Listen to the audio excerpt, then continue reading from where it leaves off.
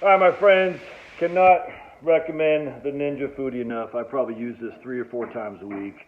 Right now, I got on the dehydrator function. So I got this cheap beef at Kroger the other day. It was on sale half price because it's getting old, you know what I'm saying? So what I'm doing is I cooked it on the grill and I'm dehydrating it. And then what I'm going to do is I'm going to put it into my vacuum sealer and then I'm going to put it in the freezer.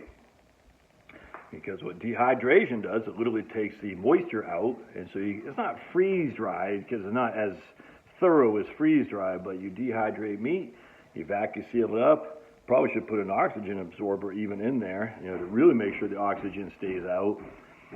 You put in your freezer. That sucker last a couple years, man. Absolutely, 2 years.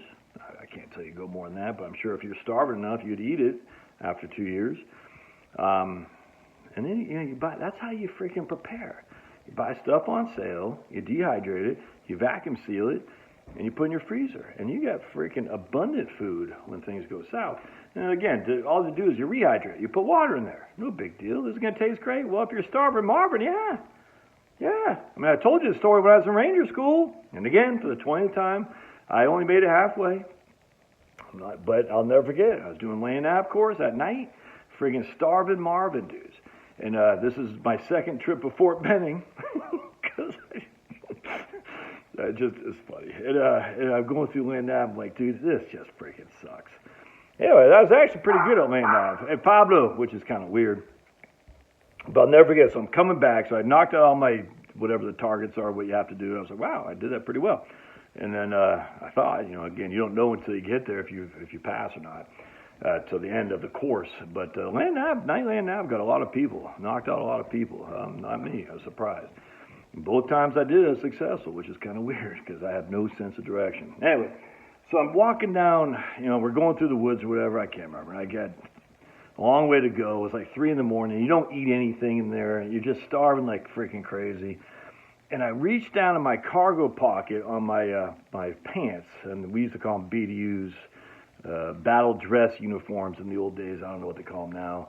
They probably call them unisex, pink, white, and blue to cover all genders, all sexes, because there's unlimited amount.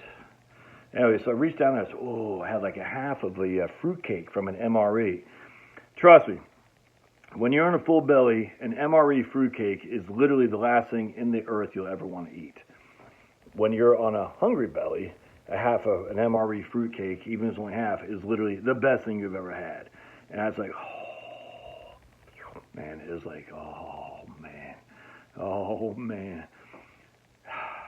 Heavenly. And that's what happens when you're hungry. Any food. Remember the Eddie Murray Raw?